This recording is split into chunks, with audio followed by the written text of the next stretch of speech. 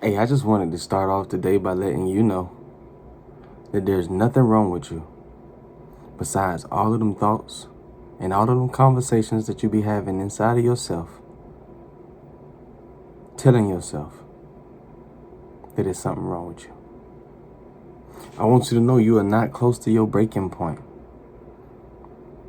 I understand that you feel like you can barely go on. I understand that you feel like you're tired. I get it. You feel like you've been abandoned. You feel like they hurt you. You feel like they left you for dead. You might even feel like you don't want to be here no more. You may feel like giving up. But understand, when you've come to the point that your feelings are leading you to self-destruct, you have not made it to the worst part.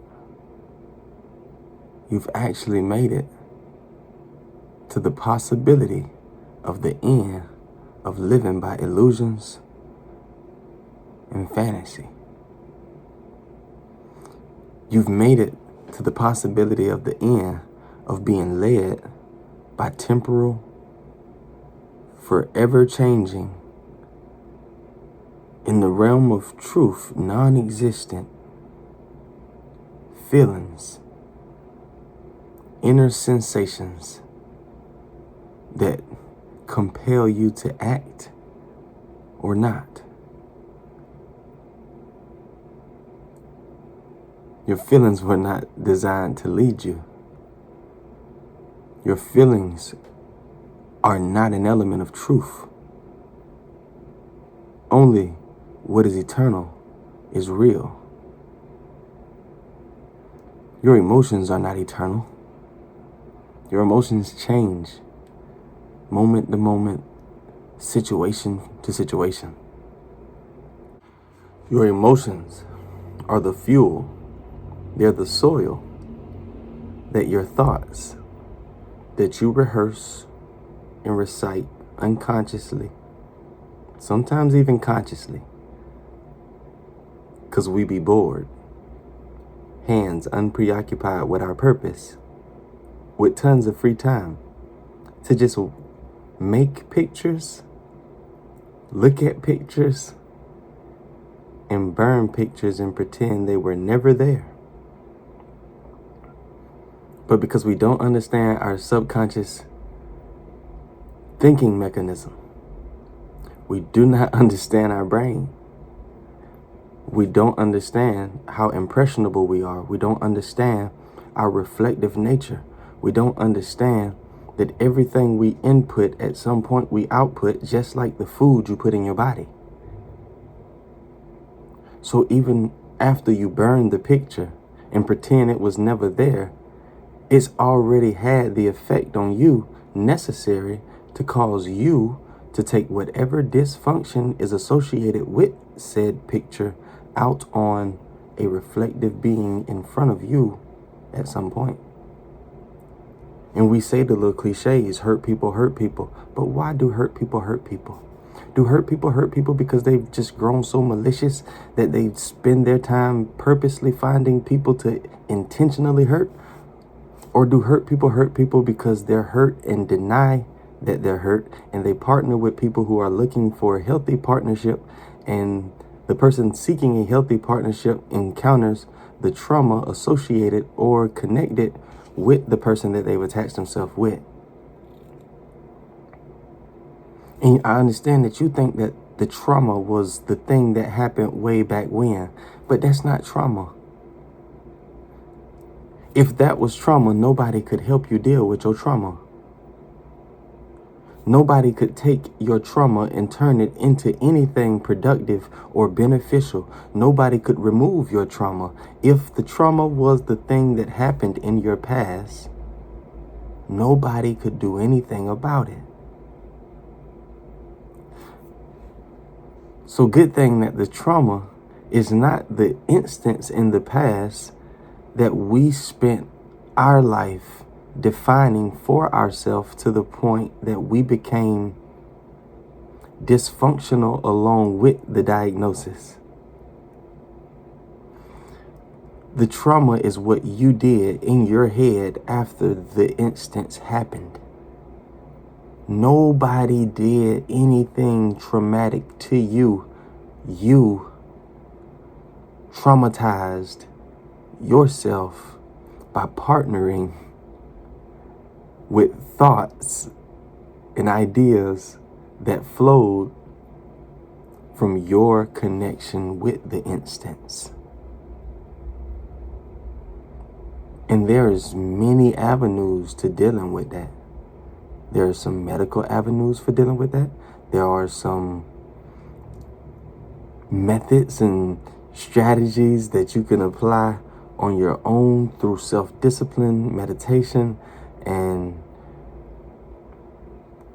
the redirection of the way you manage your thoughts and the time on the inside of yourself, the way you define yourself, the way you present yourself is what you're always trying to change. Because you're not really concerned with being good, you're just preoccupied with appearing to be good. So you're caught up in your appearance. You're caught up in your presentation. Because it's your appearance and your presentation that the forms and shadows in front of you will judge. And even though the bodies and the words that come from their mouths are all but a dream, all but an illusion, because they are temporary, not eternal, so they're not real.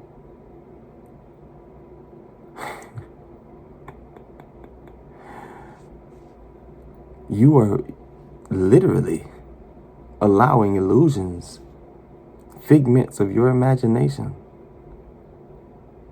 to guide you into sickness until death. And we're not talking about going in the box. We're talking about you no longer being cognizant, you no longer being aware of the fact that you and the source that provided your entire experience spiritually, physically, emotionally, and psychologically are one. And all power is available to you to accomplish whatever it is you set yourself out to accomplish. Too bad that you've forgotten in your pursuit to obtain a crown that you were the child of the crown. A good king too. A king that would never leave nor forsake you. A king that has always provided and promises to always provide. And I understand we're kind of broken when it comes to promises, but I mean, we were all trained to at least take into account our history with the person making the promise. And I mean, this promise is coming from one who has never broken a promise, universally, over eons of time. Now, if you need more than that to take that promise as completed before you can see it,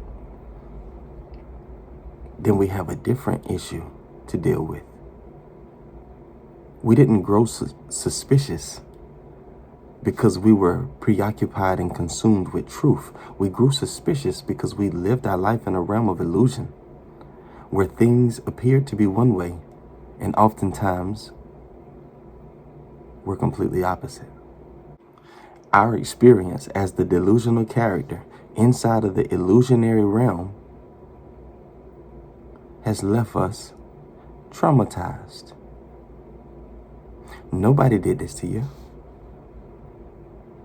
You accepted and received all of the information that was presented to you that ultimately showed itself to be less than true as you built your existence upon it, and often found yourself face first in the dirt.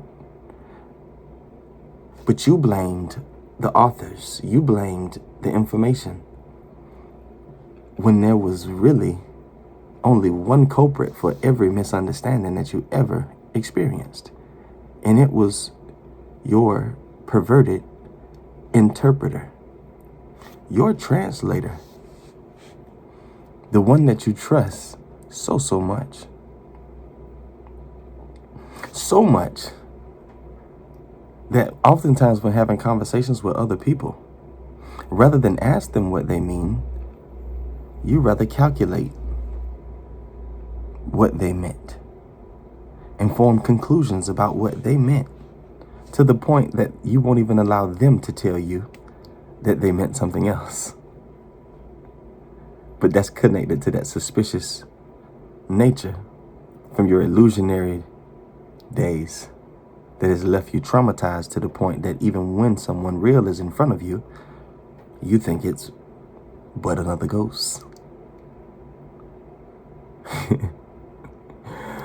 When somebody is in front of you telling you that you're just not an empty shell, you're not just another ghost, you're not just a zombie, you're not just someone who's here to exist, make money, pay bills, complete obligations, check things off the checklist, and go in a box.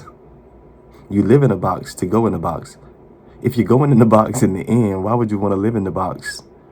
How could you define life as in the box and death as in the box? That's dumb.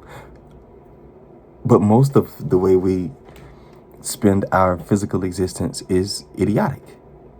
The fact that the longer you know somebody doesn't guarantee that the ties of the past will continue to bind you to one another lets you know that the way we assess our partnerships has not been based in love. It's been more of a bargain, more of a deal, more of a let me assess what you give me, and that'll determine what I give you. And if we can't meet somewhere in the middle, I'll come up with a reason to not deal with you no more. Even if the reason is completely illusionary, just like the love that I said I have for you. You trust your translator blindly. You sit and wait on your translator to interpret the information coming from outside sources, and you take what your translator says as holy scripture. Never question it. But who is your translator? Is your translator somebody that has a track record of flawless comprehension? Is your translator unbiased? Is your translator trained in the art of mediation, sitting between two parties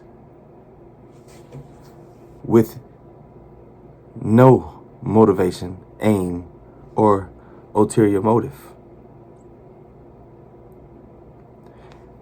for the best interests of both parties?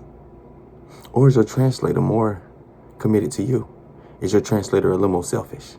Your translator a little more biased, a little more calloused, a little more rough around the edges, a little more deceptive, a little more manipulative?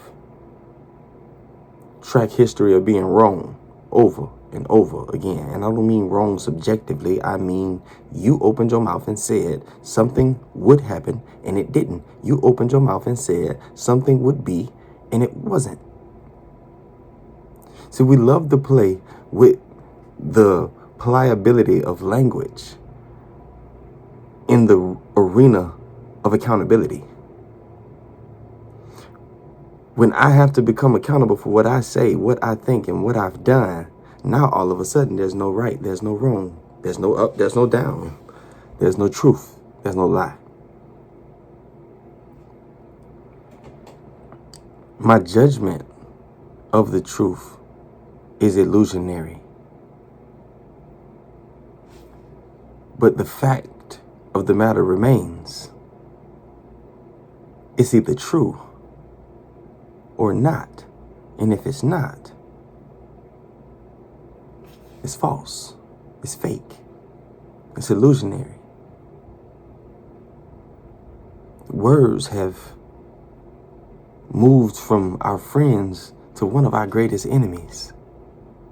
We spend most of our days, inner days, trying to get to our weekends where we are weakened. You just have no idea how words have been used over your head. As for those who may have missed the analogy of the translator, that is your interpretation. That is the filter that you pass all external information through when you are presented. I know that you think that you just be calling it how you see it.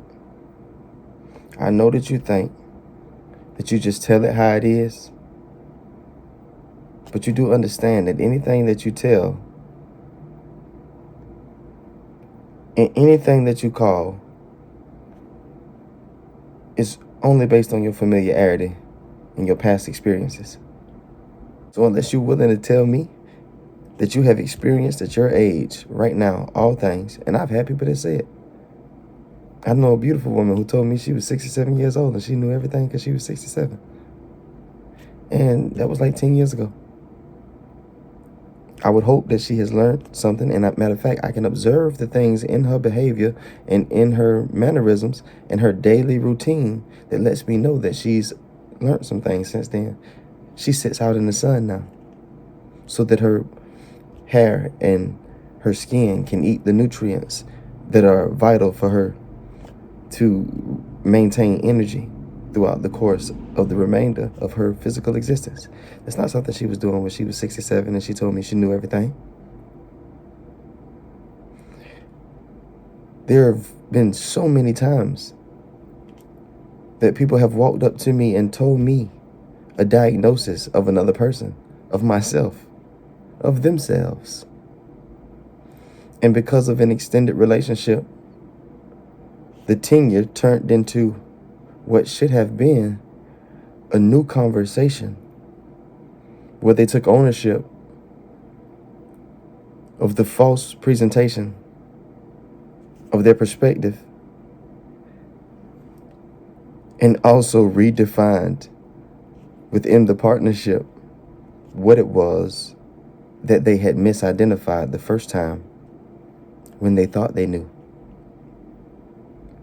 But we be so loud about the things that we think we know. We get so emotional about the things that we think we know.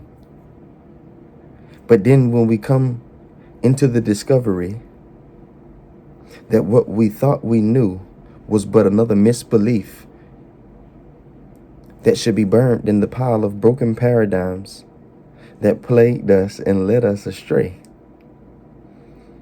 that kept us going in circles for years, that kept us bogged down to the point that we couldn't even remember where we came from. We had no recollection of the customs of our ancient beginnings. All we knew is what we thought we needed, what we thought we didn't have, and what we had to do to get it.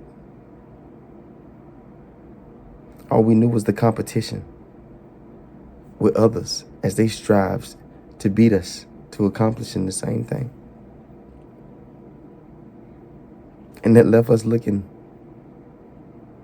terribly stupid. That gave the illusion of division such a leg to stand on in its attempt to appear as true. Because if we're racing for something and there's only so much space available, then the competition is necessary. And you better have some skills to knock off some of those competitors. Or you do have a reason to worry. Which is why it's so important that you learn that this field is infinite. The resources that flow from the source is infinite.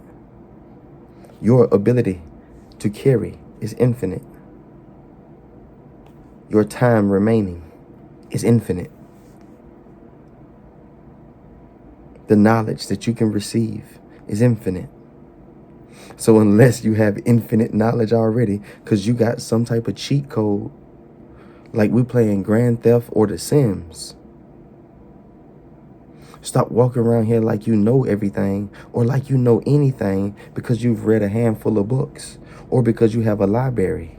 It's just crazy to me that in a process of recovering what was never lost but has been long forgotten, in this ugly process, this ugly grind of putting down striving and flowing from rest,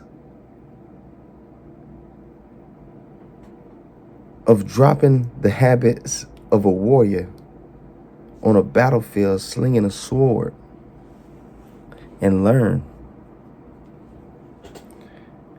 how to be a peacemaker.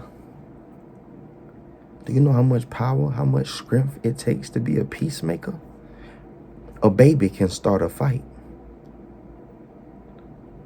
A toddler can cause a disruption to the point that the normal flow of a room is disturbed. And what's crazy, being a peacemaker is so not about what you say and so not about what you do that you can find infants incapable of speaking audible words that can be understood by a comprehensive human being. You can find dogs, animals, objects that glow so much with the presence of the source that if you give your attention to it over the conflict, you won't even be able to sustain them feelings that are driving you to act insanely. Do you know how long ago you came up? I meant to put my finger in your face that time. With the plan to harbor emotions to the point that you can act on them later. Such a complex system. I have feelings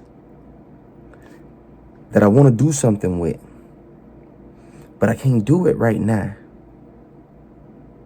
So I need a process of storing these feelings because I've learned through experience that if I don't store the feeling, I can't sustain the desire to act in a way that aligns with the feeling. And then I notice people get away with stuff. And I don't like when people get away with stuff because I imagine that I don't get away with nothing. I say stuff like, if that was me flying down the road right there, the police would have been pulling me over. Let me have to stole something out that store. I guarantee you the people would have had me in that back room. Because you have this imagination. You have this passing image that you love to grab, hold on to, and make real to yourself. And you make it so real to yourself that you love to have somebody partner with you on it. So when you speak on it to other people, if they deny its existence, you get upset. You get vehement about showing them the reality of what it is that you are talking about. I can hold it in my hand. I can touch it. You can see it. You seen what I said. I ain't say nothing wrong. You heard what I said. I ain't say nothing wrong. You can read it. It's right there. Yeah, but I can also feel the emotions. I can also feel the energy that's flowing through it. And if the other person that you were talking to or talking at is any type of aware, they could feel that too. So you can't hide condescent, sarcasm, disrespect, disregard behind the right tone and the right words. Remember, the words pass, temporal. Remember, the tone ends, temporal. But the energy that flowed through them is eternal. You have no control over how that energy is translated. You have no control over how that information travels. which is why you should be mindful of the things that you say and do. And for that reason only. Not because there's some source beyond the clouds who's looking down and taking notes of everything you do wrong and putting together a math equation of whether you make it in or not, to walk on them or skip on them or sing on them streets of gold. You should want to do the honorable thing by all who are honorable and all who are honored by your Creator. And there's no one outside of the honor and love of your Creator. If they were, they would not be in existence. I understand that you can't give certain people a second chance. I understand. I get it. But that's because you've yet to give your source the first chance to change your perspective, change your heart, and change the way you interpret information. You still rely on the translator. The translator hung with your mama. The translator has the biases of your father, your earthly father. Your translator spent the first 7 years of its development hanging around those who were unaware.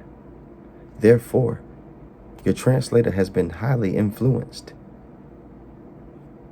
by the unaware, to be unaware, but to define it as something other than unaware. Do you understand that a religious person believes,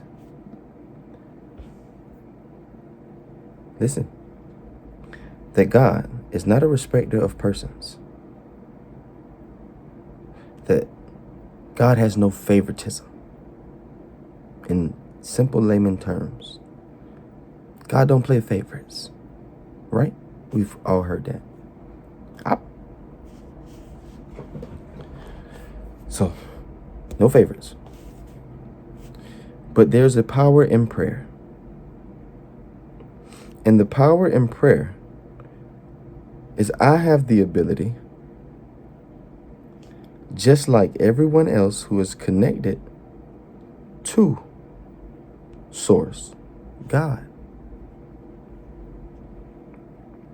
to speak and make my petitions plain, and my desires will be met with yes, out of the love